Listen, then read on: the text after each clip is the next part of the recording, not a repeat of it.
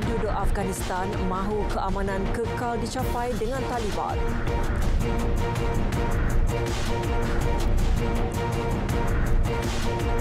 Jualan haiwan korban di beberapa negara Islam merosot disebabkan penularan COVID-19.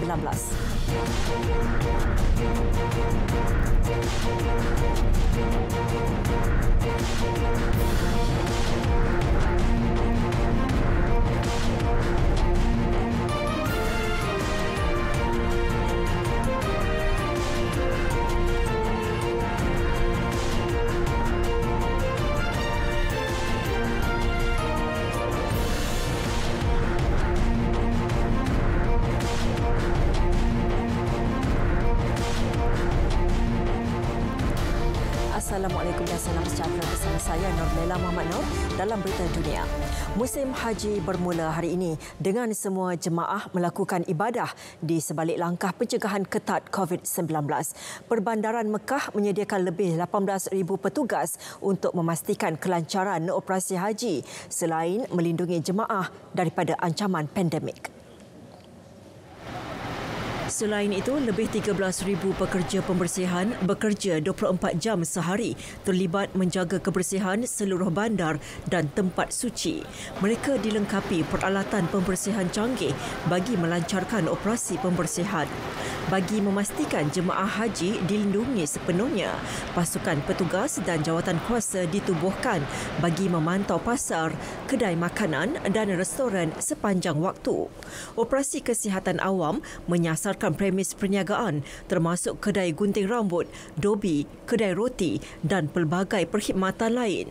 Pengawasan dan penyelenggaraan jaringan elektrik, jalan raya, terowong, jambatan, tandas dan saliran turut dipertingkatkan.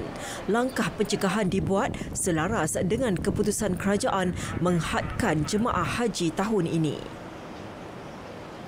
Penduduk Afghanistan mahu gencatan senjata selama 3 hari antara Taliban dan kerajaan diteruskan supaya negara itu menikmati keamanan yang kekal.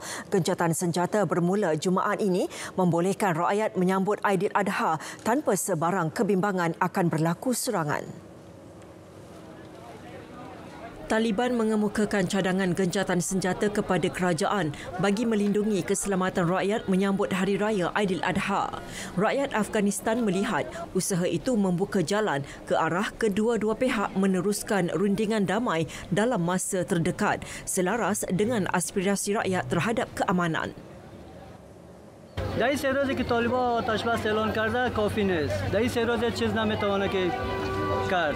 ما برای همیشه صلح میخواهیم. میخواهیم در صلح زندگی کنیم. ما حق زندگی داریم مثل دیگر کشور میخواهیم آرام باشیم و ترقی داشته باشیم.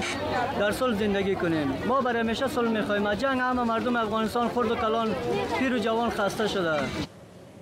آرامی باشه خوبتر است، جنگ نباشه، آرامی باشه، صلح باشه. به خاطر نیروهای امنیتی ما آرام می باشه، کل ما آرام باشه و عید با خوشی تیر شود خوبتر است. که جنگ نباشه، صلح باشه خوبتر است. Gencatan senjata itu turut mendapat reaksi Washington yang mahu Taliban dan Kabul menyambung semula rundingan minggu hadapan. Impak COVID-19 terhadap ekonomi penduduk Afghanistan menyebabkan penternak mengeluh apabila jualan haiwan untuk dijadikan korban sempena Aidiladha merosot berbanding tahun sebelum ini. Majoriti penjual mendakwa jualan sangat rendah walaupun Aidiladha akan disambut Jumaat ini. Jualan rendah dikaitkan dengan masalah ekonomi yang dihadapi majoriti penduduk disebabkan penularan COVID-19. این سال وضعیتی به خاطر که مریض کرونا بود مردم ویروس قرنطینه بود و مردم کاربار نیست این سال خیلی بیکاری مردم فقط مشکلات ها زیاده دیگه قرنطینه بود مریضی بود کار نبود برای مردم این سال سخت‌ترین سالها بود دیگه سالهای پیش این سال مردم روزفر نگه خرید فروش این سال این 3 روز دید مانده خرید فروش بسیار کمه به خاطر که مردم پیسه نداره بیچاره یه سالهای پیش خوب بود. سالهای پیش خوب بود. در مردم کار بود، بار بود دیگه. خرید فروش بود. این سال خو در مردم پول نیست دیگه. پول که نباشه خرید فروش نیست. Sehingga hari ini, Afghanistan mencatatkan 36,368 kes positif COVID-19 dengan 1,270 melibatkan kematian pesakit. Kerajaan sudah mengingatkan rakyat supaya mengambil langkah pencegahan ketika sambutan Aidiladha seperti memakai pelitup separuh muka dan mengamalkan penjarakan sosial. Selain itu, mereka dinasihat terus mengamalkan kebersihan bagi mengelak risiko jangkitan COVID-19. Situasi sama turut berlaku di Pakistan apabila jualan haiwan korban tahun ini terus jatuh berbanding tahun lalu berikutan penularan COVID-19. Di salah sebuah pasar terkenal di Rawalpindi, keadaan lengang sangat ketara kerana jumlah pengunjung rendah walaupun sambutan Aidiladha akan diadakan dalam tempoh beberapa hari lagi. बिल्कुल वही ना, मंडी के हालात तो आपके सामने है, मतलब बिल्कुल खाली पड़ी है। लोग इसी वजह से ख़रीदारी भी कम हो गई है। मंडी के जानवर है पर ग्राहक नहीं है। हम भी इसी वजह से आए पर वो कुर्बानी तो करनी है, तो इसी वजह से हम आ गए। बस यही है कि मतलब एहतियात कर सकते हैं, फासला रखे आपस में। उसके अलावा बंदा मास्क वगैरह तो पहन लेता है। बस यही बेसिक चीज़ें होती हैं। बंदा घर जाके बस वही हाथ साबुन वगैरह नहा धो के बंदा हो जाता है। कोरोना तो डर रहे हैं कई बस पैसा नहीं लोगों को, आवाम को पैसा नहीं। आज 3 महीने 4 हो गए, लोगों ने कारोबार बंद हो गए हैं जी, तो कहीं ना पैसा कितों आवे तो उठ के ना असी जले हैं जेडे उठ की नहीं रहे हैं।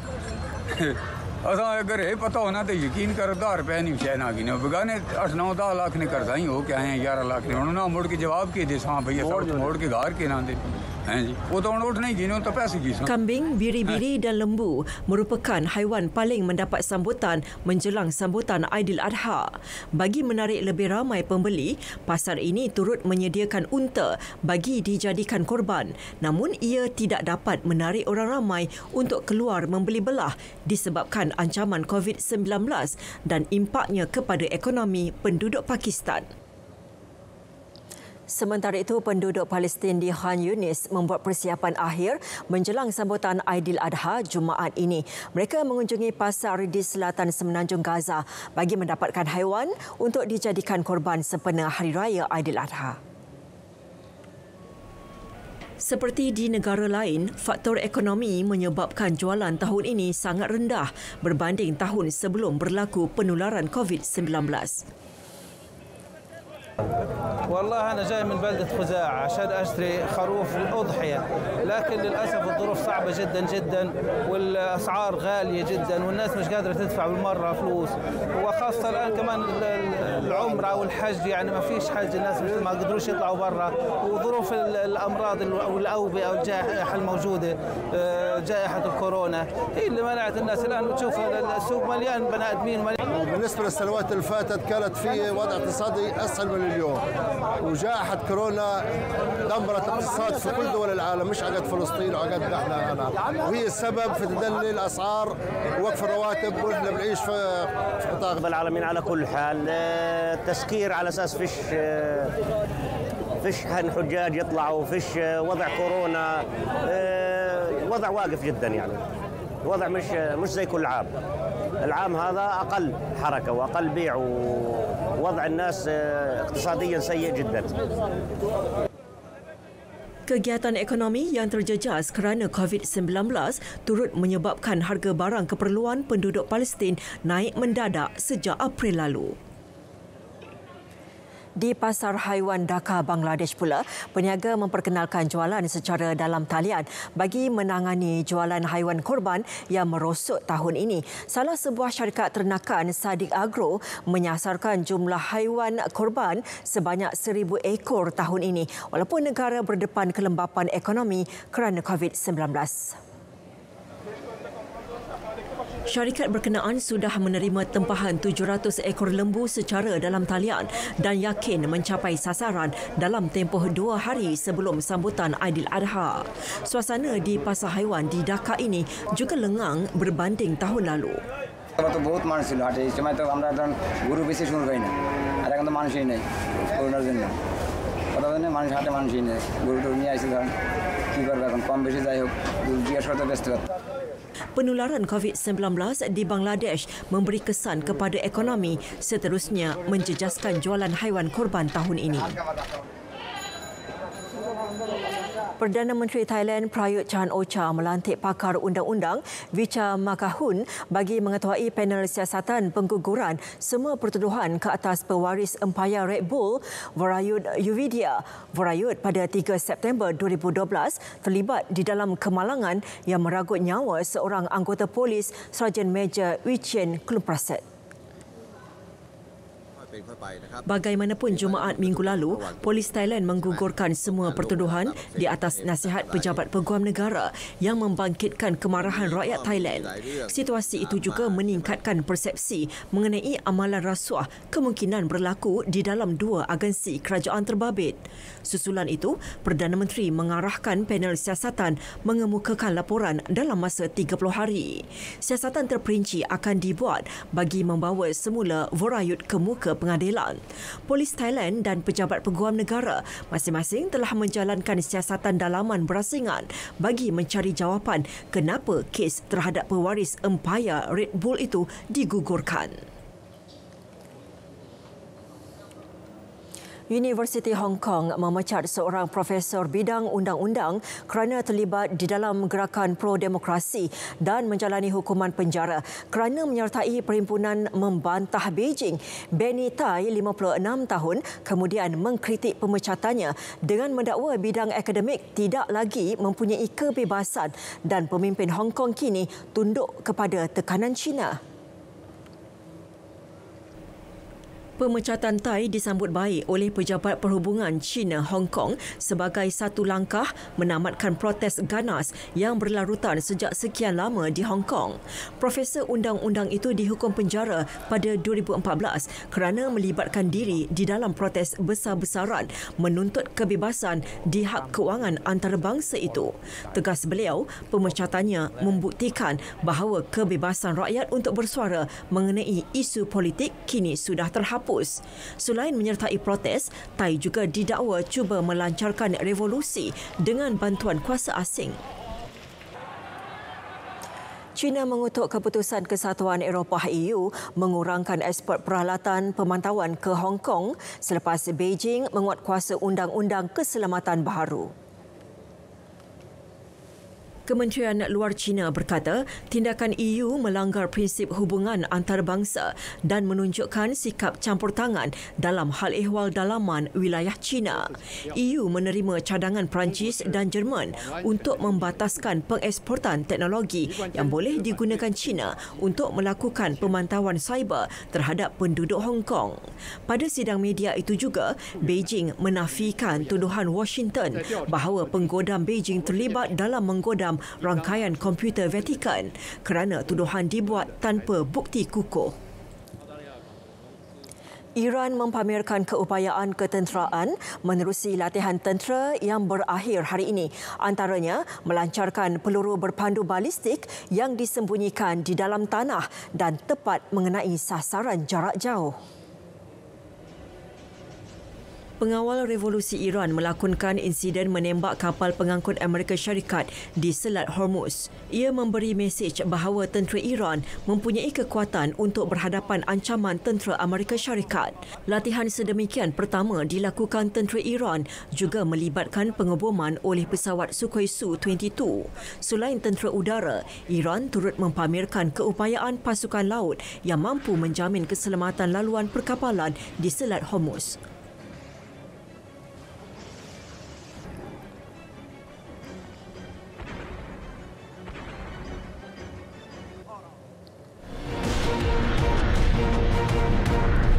Tunisia paling ramai cuba masuki Eropah bagi bulan ini.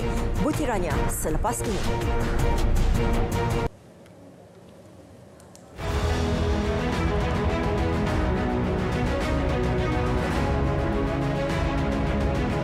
Kepercayaan kepada Tuhan. Kesetiaan kepada raja dan negara. Keluhuran perlembagaan. Kedaulatan undang-undang. Kesopanan dan kesusilaan.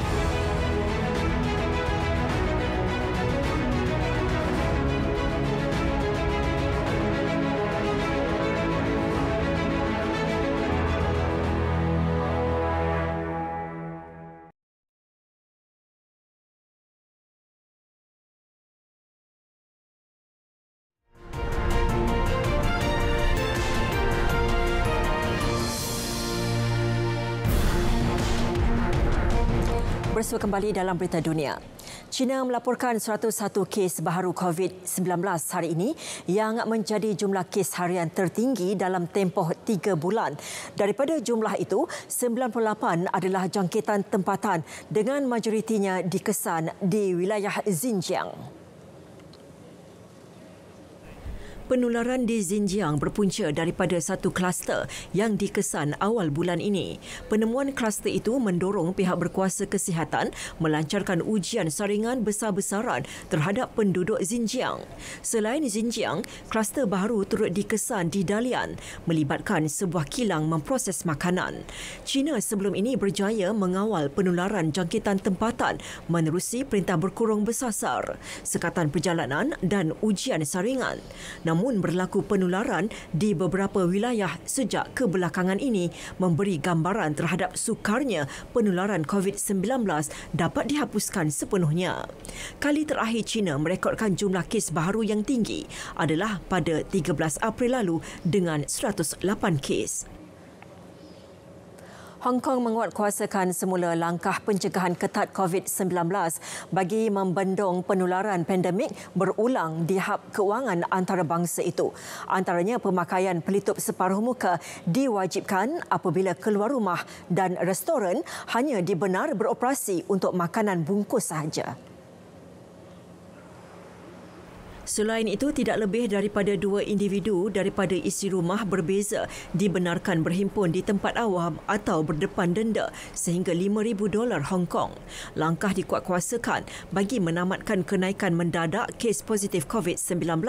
Sejak awal Julai, lebih daripada 1,000 kes positif dilaporkan yang merupakan peningkatan 40% berbanding ketika COVID-19 mula dikesan di Hong Kong Januari lalu. Menurut Ketua Eksekutif Carrie Lam, penduduk Hong Kong berdepan penularan meluas jika langkah ketat dilaksanakan bagi mengekang COVID-19. Calon pilihan raya Presiden daripada Parti Demokratik Joe Biden bakal mengumumkan gandingannya minggu hadapan atau minggu pertama bulan Ogos. Menurut Biden, beliau tidak pasti sama ada mempunyai kesempatan untuk bersemuka dengan semua calon berikutan langkah pencegahan COVID-19. Sepanjang tempoh beberapa bulan lalu, seramai 13 calon dikemukakan bagi dinamakan sebagai naib presiden untuk pemilihan November ini. Baru-baru ini, Biden mengakui bahawa 4 calon terpilih merupakan tokoh politik Afrika Amerika. Antara calon yang bakal bergandingan dengan Biden adalah Senator Kamala Harris, Senator Elizabeth Warren, bekas penasihat keselamatan negara Susan Rice, Senator Florida Valdez Venita Cummings dan Senator Illinois Tammy Duckworth. Berucap di Wilmington, Biden turut menyelar Presiden Donald Trump kerana gagal menangani COVID-19 dengan berkesan selain memecah belahkan rakyat Amerika Syarikat. He's shown that he can't beat the pandemic and keep you safe. He can't turn the economy around and get America back to work. And he is horrifyingly and not surprisingly intentionally stoking the flames of division and racism in this country. Pilihan raya Presiden Amerika Syarikat dijadualkan berlangsung pada 3 November ini. Presiden Chile Sebastián Piñera merombak kabinet bagi memperkukuhkan kerajaan menjelang pelaksanaan pungutan suara bagi meminda perlembagaan negara. Piñera dilihat membentuk kerajaan terdiri daripada anggota sayap kanan bagi menghadapi 7 pilihan raya dalam tempoh 20 bulan bermula dengan pungutan suara Oktober ini. Rombakan ini merupakan kali kelima sejak Piñera menduduki kerusi Presiden Chile pada Mac 2018. Beliau menggelarkan barisan kabinet kerajaan terdiri daripada 6 muka baharu sebagai kerajaan gabungan Chile yang mampu membawa pembaharuan berasaskan semangat membina. Antara pembaharuan yang mahu dilaksanakan termasuk meminda perlembagaan yang diwarisi daripada pemerintah kuku besi Chile, Augusto Pinochet. Menurut Piñera, pindaan itu penting bagi meredakan ketegangan sosial yang tercetus sejak 18 Oktober tahun lalu. Tentera Amerika Syarikat yang mengetuai operasi menghapuskan militan di Syria berkata tiada anggota tentera ditempatkan di mana-mana kem tahanan dan kem pelarian di timur negara itu. Semua kem tahanan militan dikawal oleh anggota keselamatan Kurdish yang telah dilatih dan diberi kelengkapan tentera bagi mencegah berlaku kes tahanan melarikan diri. And some of the Asaish have been trained by the coalition and given equipment to search by the coalition. And they're doing the very best they can to keep evil people from escaping the detention camps or the displaced person civilian camps. Colonel Myles Kagins berkata 77 negara anggota terlibat di dalam misi di Syria membantu membiayai operasi kem pelarian dan kem tahanan di Syria bagi membantu negara itu kembali stabil. Pasukan Keselamatan Amerika Syarikat jelasnya tidak mencampuri pengurusan kem terbabit, sebaliknya hanya terlibat dalam operasi menghapuskan militan. Pada masa sama, beliau menyelar Moskow dan Damsyik kerana merekrut belia dari Deir ez-Zor untuk dihantar berperang di Libya. Utusan Khas Pertubuhan Bangsa Bersatu ke Yaman, Martin Griffiths berkata, Yaman memerlukan gencatan senjata menyeluruh bagi membolehkan usaha mencegah penularan COVID-19 dapat dilaksanakan. Selain itu, gencatan senjata dapat memberi ruang kepada usaha menyelamatkan ekonomi daripada terus merudum. Ketika ini, rundingan deklarasi bersama sedang giat dilaksana sejak 4 bulan lalu bagi mencapai gencatan senjata di seluruh Syria. Griffiths mencadangkan supaya situasi di Maghrib diberi tumpuan segera supaya usaha gencatan senjata dapat dicapai dengan berjaya. Yaman berdepan krisis kemanusiaan dan krisis ekonomi apabila harga makanan naik mendadak dan pada masa yang sama nilai mata wang semakin merudum. Selain konflik, krisis ekonomi Yaman dikaitkan dengan penularan COVID-19 dan sekatan ekonomi antarabangsa menyebabkan kapal tidak dapat memasuki pelabuhan Hodeida bagi menghantar bekalan kepada rakyat Yaman. Pengawal pantai Itali menyelamatkan 84 pendatang tanpa izin dari Tunisia yang kini ditempatkan di Pulau Lampedusa untuk tindakan lanjut. Ketika diselamatkan, bot getah dinaiki pendatang sudah hampir karam di perairan berhampiran Libya. Pengawal pantai Itali menghubungi pihak berkuasa Libya sebaik sahaja mengesan kehadiran bot pendatang tanpa izin. Bagaimanapun, pihak berkuasa Libya gagal bertindak menyelamatkan pendatang kerana tidak mempunyai kelengkapan menyelamat. Pasukan pengawal pantai Itali kemudian menghubungi kapal yang berada dekat dengan bot pendatang untuk bertindak segera menyelamatkan mereka daripada mati lemas. Selepas menyelaraskan usaha menyelamat, 84 pendatang termasuk wanita dan kanak-kanak berjaya diselamatkan. Sejak Selasa hingga Rabu lalu, lebih 300 pelarian dari Tunisia mendarat di Pulau Lampedusa bagi mencari kehidupan lebih baik di benua Eropah. Polis Perancis memulakan operasi memindahkan pendatang asing yang membina kem di Aubervilliers bermula jam 6 pagi tadi waktu Perancis. Mereka dipindah ke beberapa lokasi bagi mengelak berlaku risiko kesihatan terutama penularan COVID-19. Terdapat 1,500 pendatang mendiami kem di tepi terusan di Saint Denis ini. Operasi dikendalikan 450 anggota perkhidmatan awam dan pasukan keselamatan. Majoriti pendatang berasal dari Afghanistan, Sudan, Eritrea dan Syria serta beberapa negara Eropah Timur. Mereka yang mendiami kem tersebut menuntut dihantar semula ke negara Eropah pertama dimasuki di bawah peraturan Dublin mengenai pelarian. Selain itu, mereka memohon supaya diberikan suaka politik di Perancis. Kebanyakan pendatang berlindung di kem sementara bagi menunggu permohonan diluluskan. Penduduk di utara wilayah Sonla yang berdepan 16 gempa bumi dalam tempoh 2 hari berharap kerajaan dapat membantu mereka meneruskan kehidupan seperti biasa.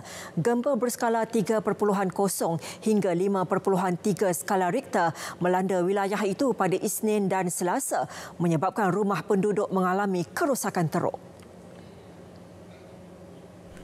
Bagaimanapun tiada penduduk mengalami kecederaan atau berlaku kehilangan nyawa berikutan gempa berkenaan. Gempa bumi pertama melanda Naumong, Talai, Tan Hop, Kui Hong dan Longsap di daerah Mok Kau. Sebanyak 287 buah rumah terjejas di daerah berkenaan. Penduduk juga berdepan kerugian apabila tanaman musnah kerana ditimbus tanah runtuh dan batu. Kerajaan setakat ini sudah menghantar pasukan petugas bagi menilai kemusnahan dan membantu penduduk berdepan ancaman gempa bumi. Mereka juga melakukan pemeriksaan terhadap empangan elektrik hidro dan keadaan tasik selepas dilanda 16 gempa bumi dalam tempoh 2 hari.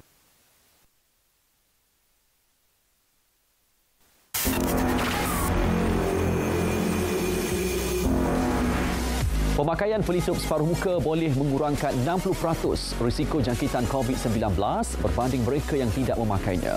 Mulai 1 Ogos 2020, orang ramai diwajibkan untuk memakai pelitup separuh muka terutamanya di kawasan seperti pengangkutan awam, lokasi sesak dan juga tumpuan awam.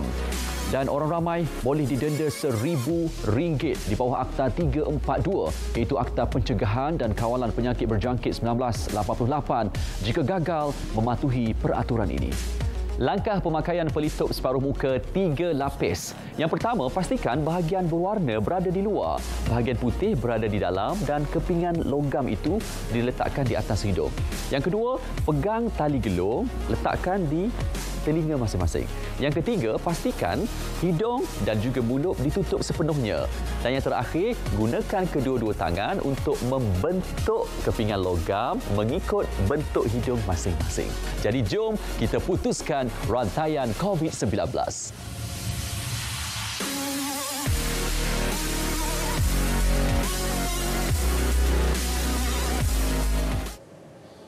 Sukan Dunia. Kesatuan Berbasikal Antarabangsa UCI menunda tarikh perlumbaan Tour de France 2021 kepada 26 Jun 2021 ketika mengumumkan kalender jelajah dunia 2021 membabitkan 35 acara di 12 negara. Tarikh itu dipilih bagi mengelak pertindihan Sukan Olimpik Tokyo yang ditunda kepada tahun hadapan.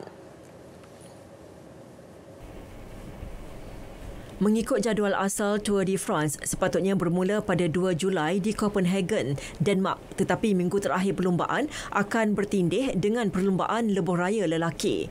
Copenhagen juga menjadi tuan rumah kejohanan bola sepak Eropah menyebabkan Datuk Bandar mahu menangguhkannya. Oleh itu, UCI menetapkan perlumbaan Tour de France akan bermula seminggu lebih awal dan berakhir sebelum permulaan Sukan Olimpik Tokyo. Jelajah 2021 bagi perlumbaan lelaki bermula Januari depan dengan jelajah Santos Tour Down Under di Australia dan berakhir di Tour of Guangxi, China pada Oktober. Pemain tengah Brazil Arthur Melo boleh dikenakan tindakan kerana gagal hadir menjalani latihan bersama Barcelona. Arthur berunding untuk berhijrah ke Juventus sebulan lalu, masih dalam kontrak bersama The Catalan sehingga penghujung musim dan dituntut untuk kembali bersama pasukan. Dalam satu kenyataan, Barca memberitahu pemain itu tidak menyertai skuad seperti yang dijangka dan kelab sedang merancang untuk mengambil tindakan. Malah media tempatan melaporkan Arthur kini berada di negara asalnya Brazil.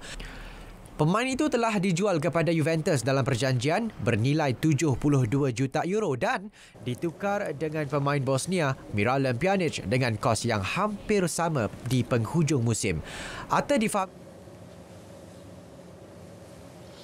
Seorang pengusaha pusat mencuci kereta memberi perkhidmatan membasuh haiwan korban sempena Aidiladha. Langkah itu diharap dapat mengurangkan risiko jangkitan COVID-19 daripada haiwan kepada manusia. Visual itu menutup berita dunia untuk malam ini. Kekal setia bersama berita RTM, maklumat sahih jenama dipercayai. Terus patuhi SOP mencegah COVID-19. Saya Norlela Muhammad Noor. Selamat malam dan salam hormat.